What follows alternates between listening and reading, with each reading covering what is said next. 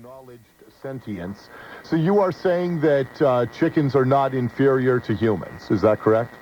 Well, I don't think they're inferior to anybody, and I don't think inferiority and superiority are really very useful terms in trying to address the moral treatment of one another and other creatures.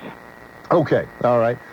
Later on in your letter, you say there is an implication that and you're talking about the September 11th attack now. Yes. There is an implication that a sudden acute agony or attack is somehow worse than chronic everyday one, such as chicken slaughter is acknowledged to be. Even for animal advocates, words like slaughter, cages, debeaking, forced molting, and ammonia burn lose their edge. So you're saying that what chickens undergo every single day of their lives is no less significant than what happened to humans on September 11th?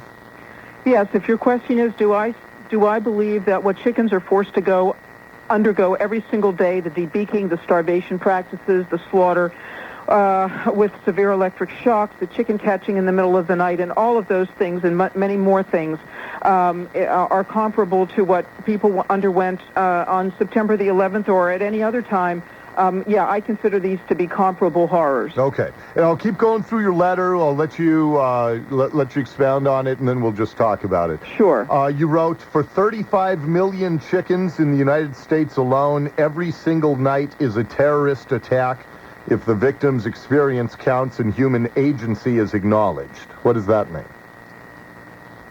Well, it means that every single night you've got millions of chickens who are sleeping in their filthy, miserable houses, and you have men coming in, swearing and screaming at them and stomping through the houses, grabbing them upside down by their legs. These are baby birds, 6 to 7 weeks of age. They would be making peeping sounds for 4 months, and their voices become very hoarse and raucous as a clear indication of how terrified they are.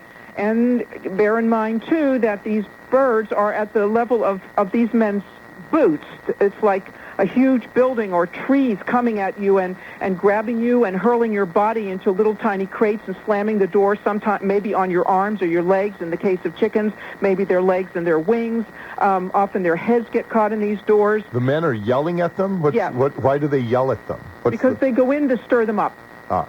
And they're swearing, they're screaming at them. Often they're clapping their hands.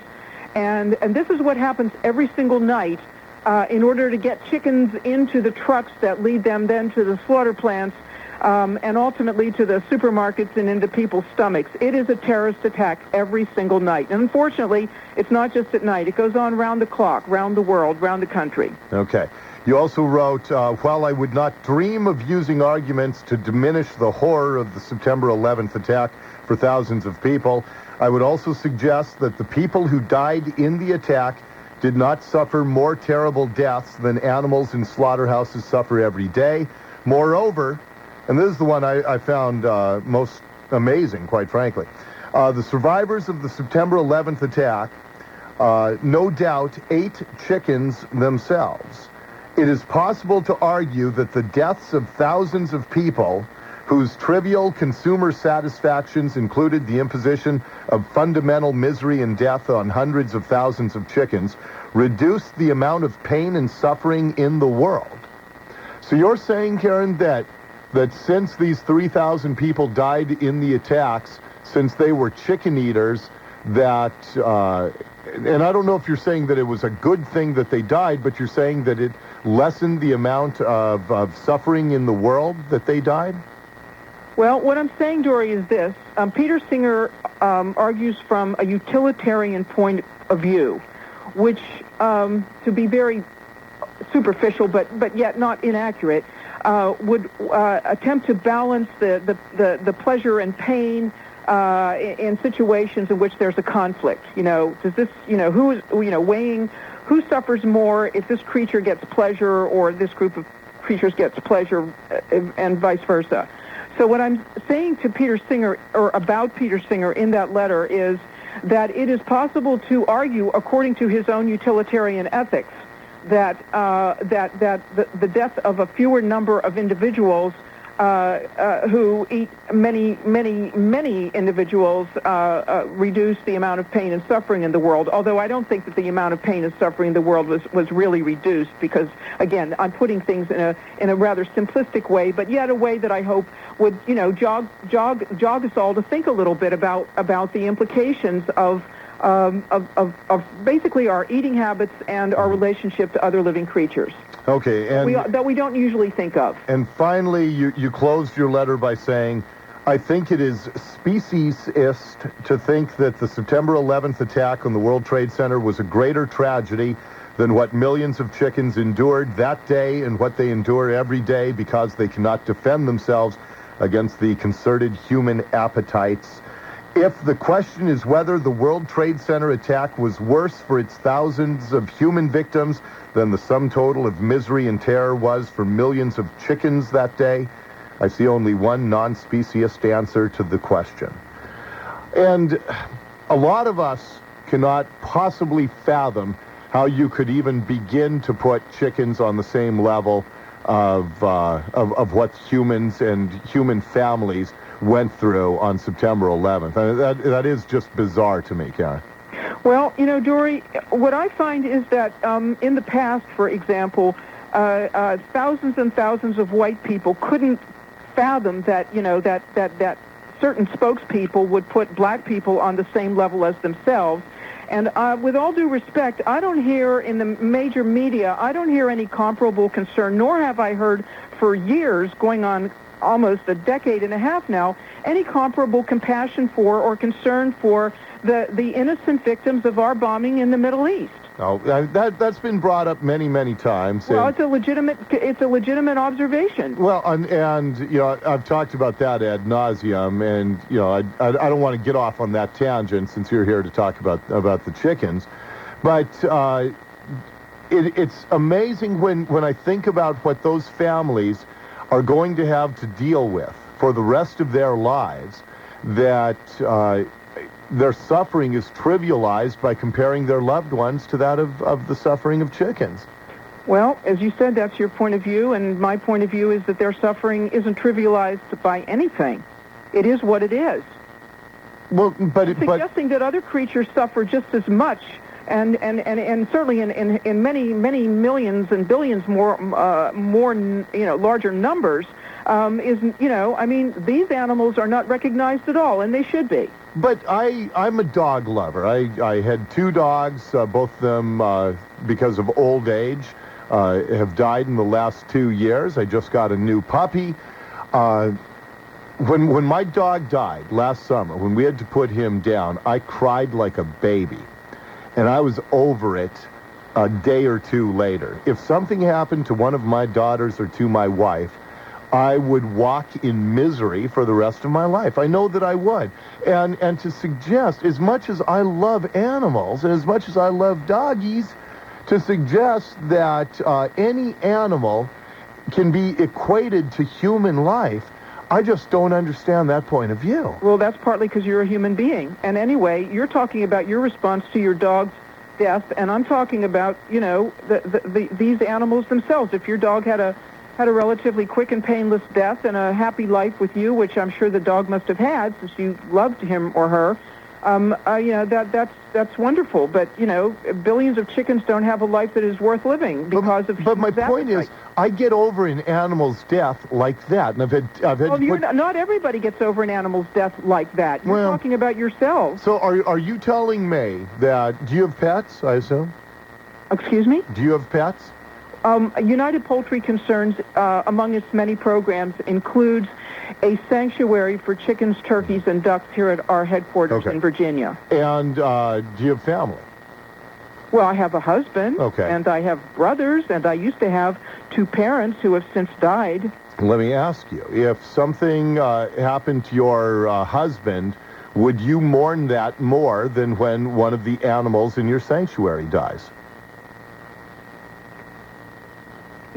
Again, you're taking mourning and you're seeking in many ways, as Peter Singer does, which is what I took issue with, in part, in my letter, trying to do this mechanical balancing act between who would I mourn more.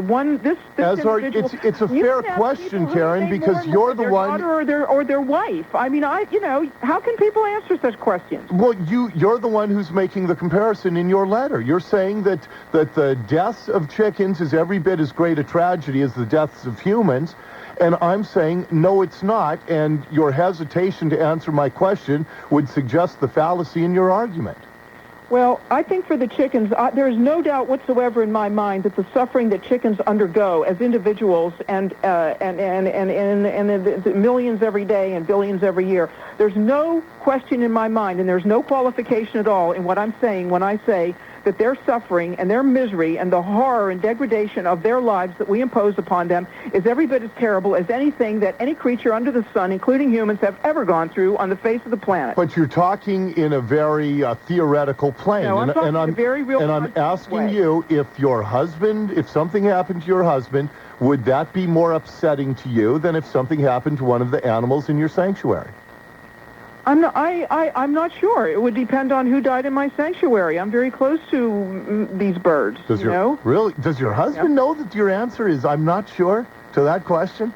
Well, if you ask my husband who would he suffer over more if they died, his son or his wife, I think he'd find that a tough question to answer. Maybe he'd think it was not a meaningful kind of question. Who knows? Well, that's because a human being, I don't know what I would agonize more over, a daughter or a wife.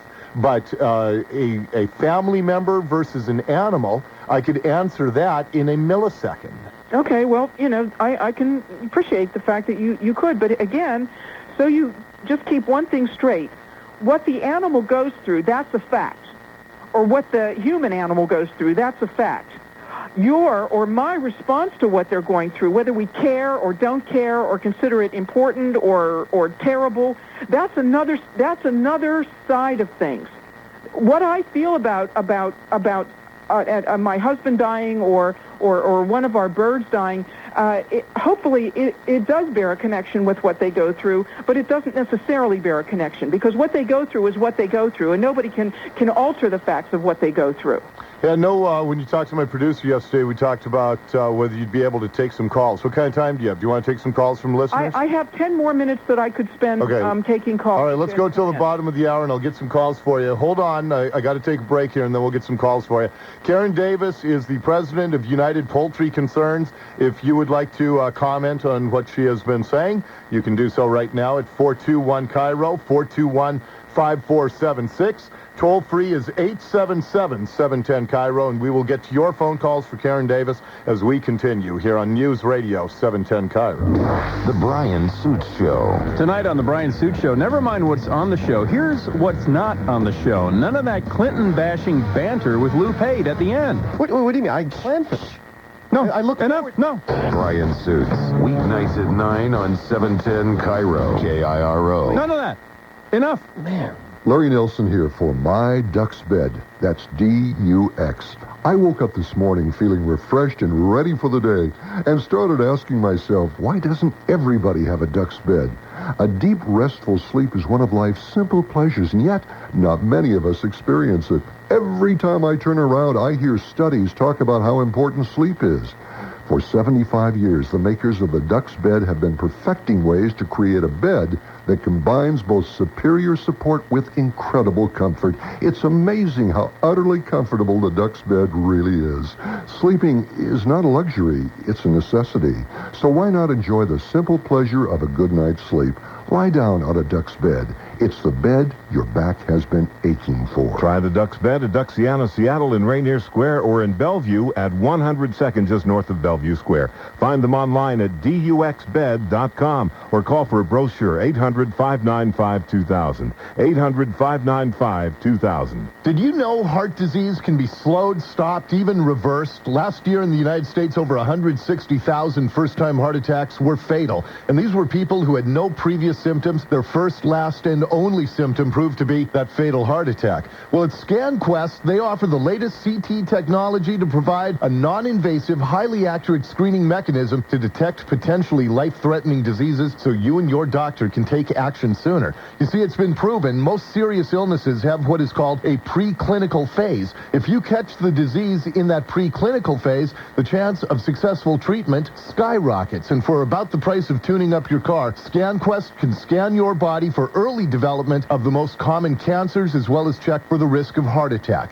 At ScanQuest, they believe when it comes to your health, the best defense against disease is a good offense. Give them a call and learn more. It's toll-free, 1-866-315-5544. That's 1-866-315-5544 for ScanQuest. At BMW Northwest, you'll find savings and a professionalism unmatched by other dealerships. Our customers appreciate a respectful, sophisticated approach. The hard-to-find 2002 X5s are in now. Drive the safest vehicle ever tested by the Insurance Institute for Highway Safety for only $419 a month when leased through BMW Financial Services. BMW Northwest, off I-5 and Fife. 36 monthly payments of $419 excluding taxes with option to purchase at end of term. $33.69 plus license fees and taxes due at signing. End of term value $26,100, 10K miles per year, subject to credit approval. Expires 2/28/02. 710 KIRO, the Dori Monson Show. We are talking with Karen Davis. She is the president of United Poultry Concerns. And Karen, let's take some phone calls for you here, okay? Are you there, Karen? Yes, sure. Okay, all right, we're going to go to some calls here. Start with Kevin in Bothell. Hello, Kevin, you're on 710 KIRO. Thank you very much. Yes. Okay, as smart as Dory is, he's not asking the right question. Yeah. The question is, if a stranger came to visit your chickens and lightning struck, and both a chicken and the person that came to visit were knocked unconscious, who would you go to save? Who gets the CPR? Yeah, gosh, how'd I forget to ask that question, Kevin? Okay, Kevin. My answer to that is I would hope that under those circumstances I would be able to save both. I would try my best to save first. Who do you go to first? Well, I don't have an answer to that question, as I say. Your non-answer is the answer. I want to stress to you that I am making a point about it isn't just the suffering of chickens or human beings for that matter. It's also it's not just suffering in a general sense. It's the extreme cruelty that we impose upon these birds from which their suffering derives. It's the responsibility that we have for the misery that we impose upon their lives that is an element of the suffering that they endure and would be of anybody whose suffering is the result of cruel and inhumane treatment. Hey, would it bother you to know, Karen, that at Thanksgiving on my show, live on the air, I deep-fried a turkey? Did it bother you? No, it was delicious. I'd never had deep-fried turkey before. Man, it was good. Yeah, well, if you deep-fried a human being, you would have said the same thing. And you know how many times people have been fooled and have ended up eating the body parts of other people and they didn't even know it and they thought it was great? Is that right? That's right. Wow, I'll try that. Right. I'll try that next Thanksgiving. In other words, that's not a reason not to be bothered. Okay. Michael's on a car phone. Hello, Michael. You're on 710 KIRO. Well, hi. First comment is that, this argument that she's making has got me so infuriated. I don't typically eat chicken, but I'm going to Costco this evening, and I'm going to buy 2 large packets of chicken breasts just to try to show you that, your argument is not only ludicrous, but it's actually going to motivate me to work in an opposite direction. But that's not the main reason I called. I think it is just incredibly disingenuous of you to say that you couldn't choose between your husband and one of your pets if somebody was holding a gun to their heads. And for you to make all of these ideological arguments is fine and dandy when you're talking about, this esoteric thought-based process, but you're not living in the real world. And I am. Okay, let me give her a chance to respond to that. You can listen on the air, Michael, to the response. Thank you. All right, what do you think, Karen? Well, first of all, Michael, I think somebody who would go out and abuse those who can't defend themselves because they happen to be angry at what their advocates said on a radio interview, what can I say? I think that's really low. I think that's really loutish. I don't think it speaks well for you, and I hope you change your mind. Why should they suffer because you're mad at me? Why should you abuse them because you're mad at me? Maybe you should think about the morality of that. I can't quite recall offhand what your other point was, but he thought that you equivocating on on your husband versus your pet was a disingenuous argument. Okay, disingenuous. What I'm saying is this.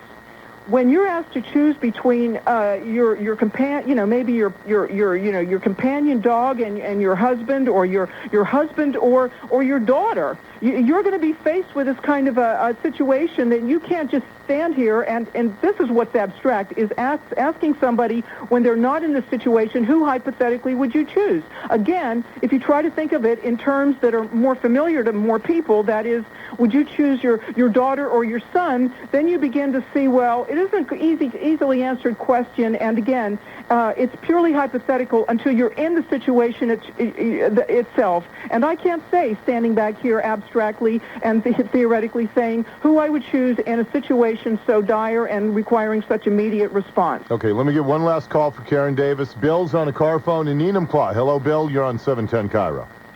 You know, as a veteran, I find it totally ludicrous that sometime in the past I have defended this country with people who consider the people that I've defended and the people that have died next to me hold a chicken higher.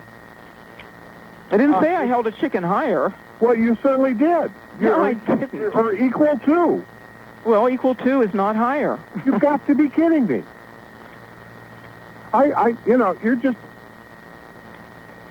You're from some other planet, lady. So, do you have a question? No, I don't have a question. I just have a statement. You're making me sick. All right, Bill. Thank you for the call. All right, Karen, you're out of time. You can't take any more calls, I assume, right? I can't wait through another advertisement. Okay, yeah, I got to take a break. Yeah. All right, Karen, well, I appreciate you coming on and articulating a viewpoint that I'm sure I would not have found anywhere else. Okay, well, you'd be surprised. It's actually found in quite a lot of places. Okay. Well, thank you for your time today, okay? All right. All right, thank you. Bye, thanks. Karen Davis, she's the president of United Poultry Concerns. All right, if you want to comment on what you've just heard, the only line available is in Seattle at 421 KIRO. Take a break, then we'll check the traffic for you as we continue. Whew. On the Dori Monson Show, News Radio 710 KIRO. Once again, the time has come for making resolutions.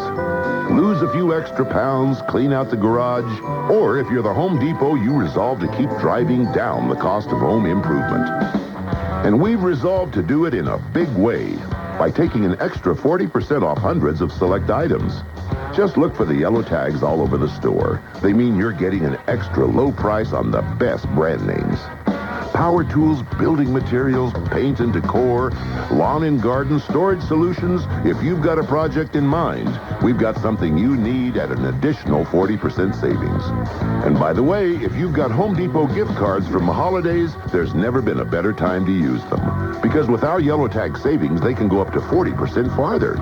So come help us make room for 2002. But you better resolve to hurry. It's only while supplies last. And it's one more way the Home Depot has low prices nailed. 132 at News Radio 710 KIRO. We'll get to your comments on Karen Davis of United Poultry Concerns. Get to your comments up next. Right now, the 710 KIRO traffic check with Jill Dietrich. Southbound I-5 starting to see some increasing volumes through the convention center. Some haikus. The first haiku is from Dan. Deep fried chicken breast. Chicken cacciatore. Let's say grace, eat bird. And then we have another haiku from Carlos. A lady flips out. We are called poultry killers. Finger licking good. Yeah.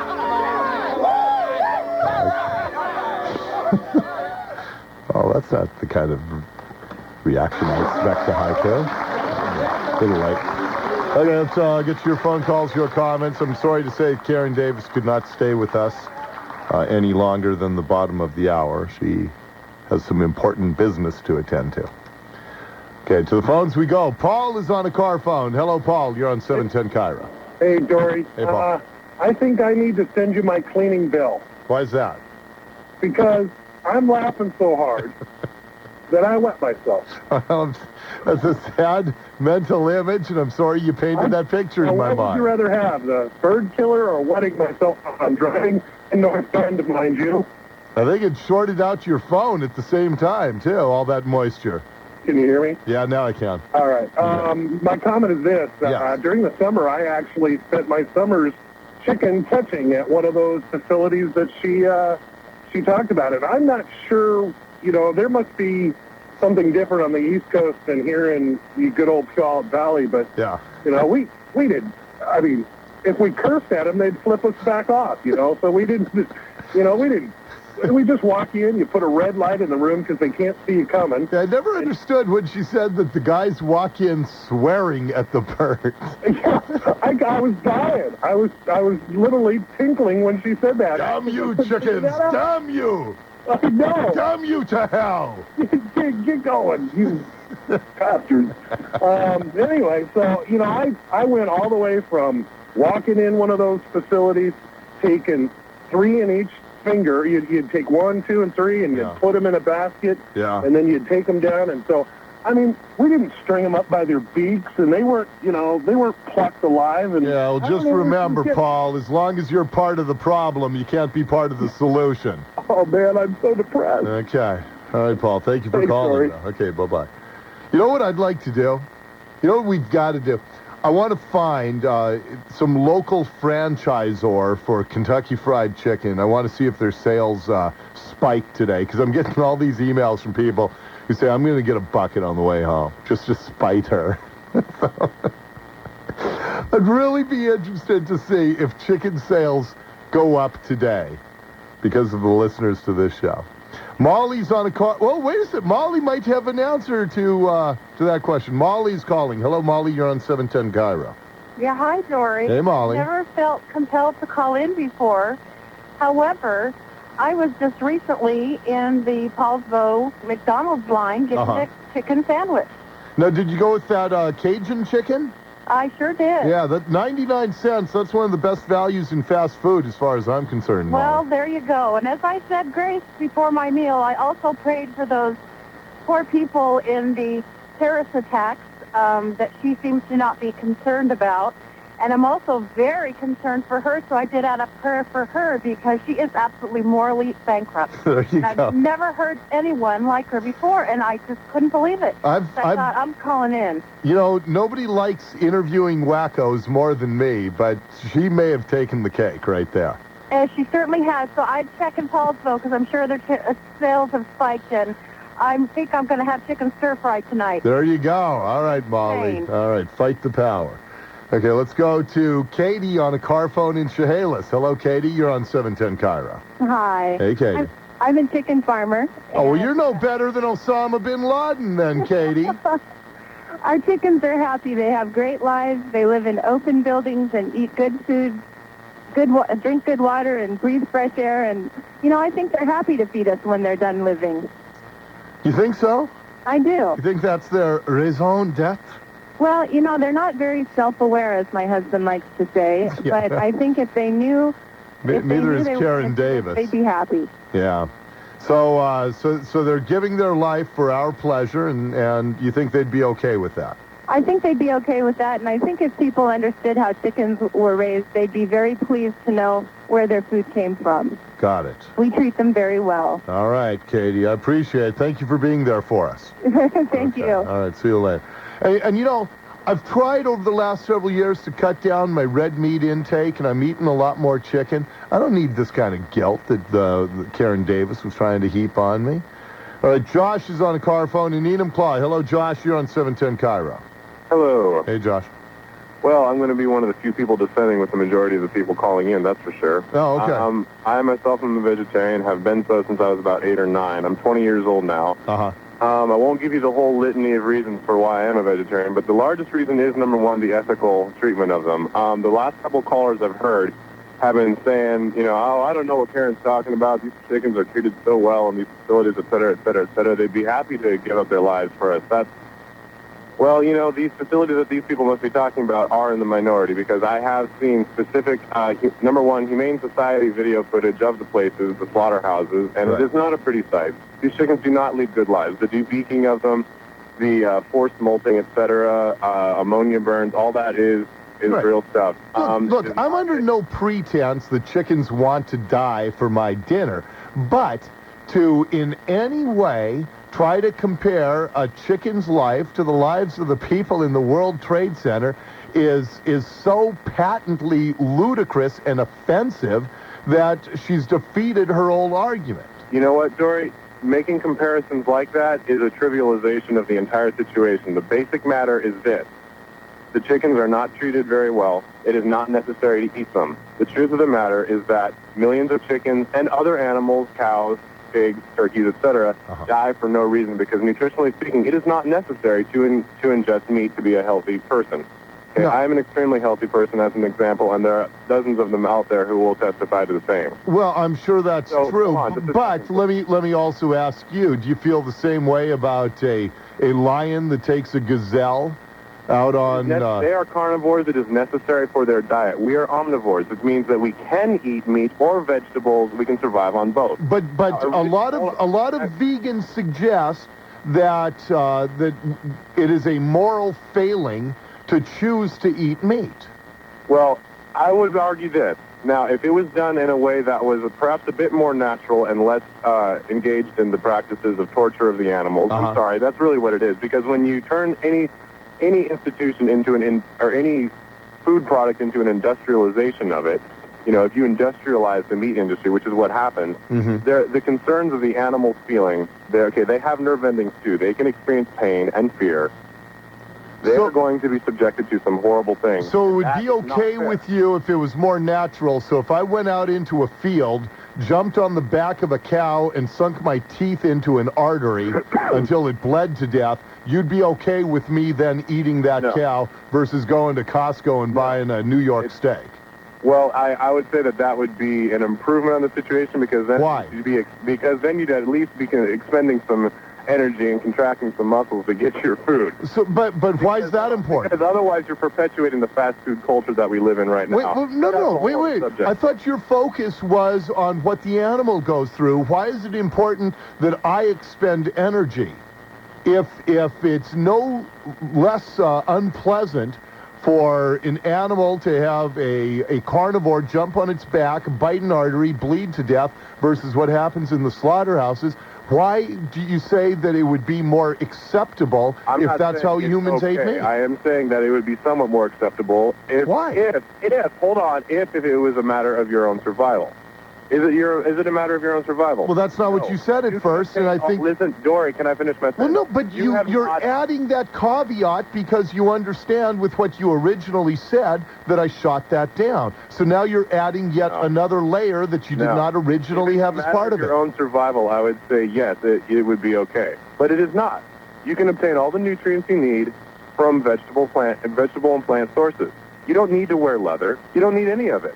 Yeah, so why cause an animal to go through suffering for what essentially turns into... Because... Are you still there? Oh, man, he's gone. I'll tell you why. And I wish I could have told him this before his phone crapped out on him.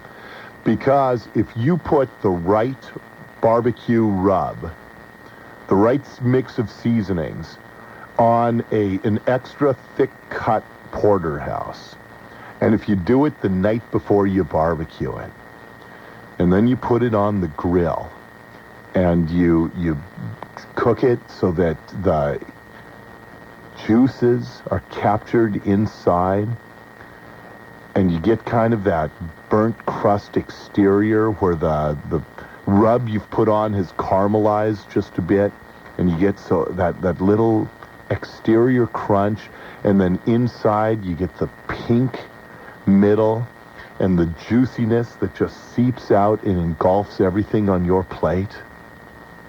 Oh, man. That's why. That's what it's all about right there. And to suggest that I could live without that? Well, why don't you just tell me to stop breathing? It's 1:47, News Radio, 710 KIRO. Win your own boat. That's right. Log on to 710KIRO.com and find out how you could be a qualifier to win a 2002 Glastron Runabout from Checkered Flag at the Seattle Boat Show on January 17th. Oh, then he just said another one that he says is a slight improvement on that one. Yeah, man, that's just as good. It's every bit as good. All right, let's get back to your phone calls here. Natalia in Enumclaw, you're on 710 KIRO. Hello. Hi.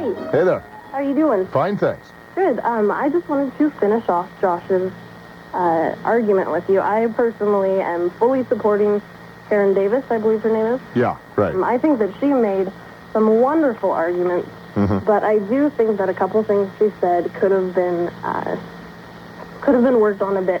I don't think that this is raising chickens above people, and let alone raising them to the standard. I think it's just supporting the fact that chickens and animals are being treated with so much cruelty and so much torture that she's trying to bring the issue up for people. Well, you know what, then that's what she should say instead of trying to compare it to September 11th, because she has turned so many people against her argument and exposed herself to so much legitimate ridicule by that comparison that she's done far more harm to her cause than good. Well, then I would agree with you on that, and we can both agree that she made some interesting arguments. But what I would like to point out is that she did have some true statements.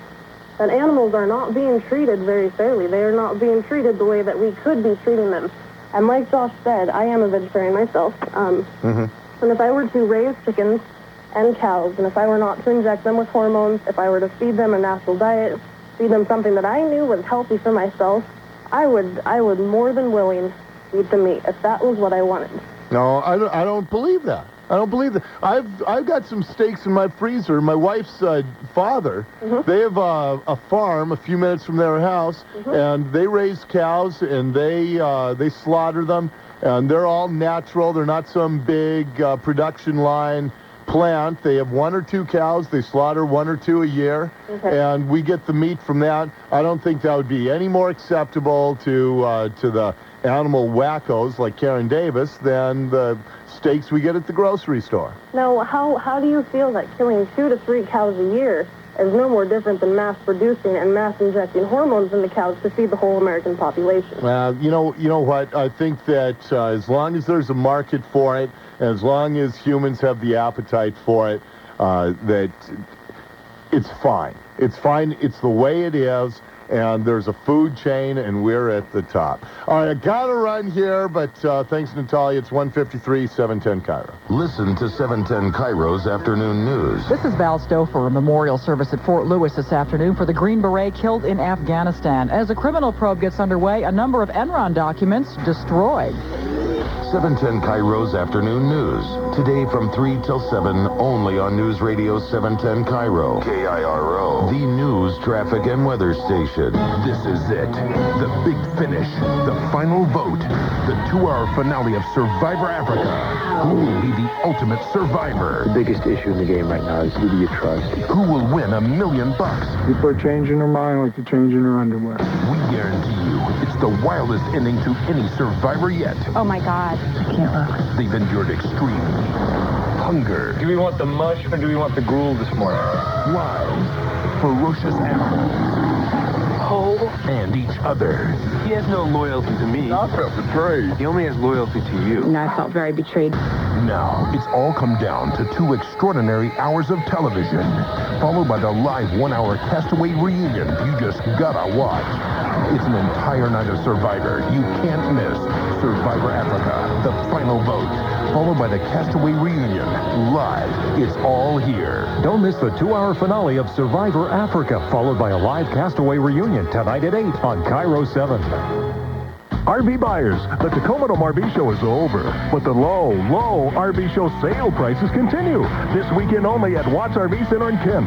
Like a 29-foot Jayco travel trailer with rear triple bunks and a front Queen Island bed for only $13,995. Or a 26-foot Jayco fifth wheel, loaded for just $14,995. Easy low-interest financing. Watts RV Center on the east side of Highway 167 at the North Central Avenue exit in Kent. Call 1-800-477-7026. It's time to come down to Watts RV. Well, how would you like to never worry about the hassle of cleaning your rain gutters again? I've been telling you for a while now about Gutter Helmet. I'll give you that toll-free number in just a minute, but it's the best system on the market. You make one call to the pros at Gutter Helmet, and you'll never have to clean your gutters again. If you hate getting up on a ladder, especially in the rain, which is when you notice your gutters overflowing, Gutter Helmet will come out. They'll give your gutters their last cleaning, molding on your home, and it works on all kinds of gutters. It fits over your existing gutters, which makes it affordable. Just think, you will never have to clean your gutters again. Give them a call today for a free estimate. 1-800-452-0128. That's 1-800-452-0128. Don't put it off. Call Gutter Helmet. 1-800-452-0128. Dachshund Toyota. Dachshund is Toyota. Dachshund Toyota in Auburn. Toyota cars, Toyota trucks. Dachshund. Dachshund Toyota in Auburn. Service, selection, value. Dachshund is value. Dachshund. Toyota cars, Toyota trucks. Service, selection, value. Dachshund. Auburn. At Crystal Mountain, kids 10 and under ski free. However, at their age, we're not sure you could technically call it skiing. Learn more about Washington's largest ski mountain at skicrystal.com. I'm getting a lot of funny emails about the chicken lady, so I'll read some of those to you right after the news here. And also, we're going to talk to the parents of a 7-year-old kid who's been ordered by the school district to stop passing out religious pamphlets in school. The parents say he wants to share his faith with others. I'll find out from the parents if they want him to share their faith with others. That's up next.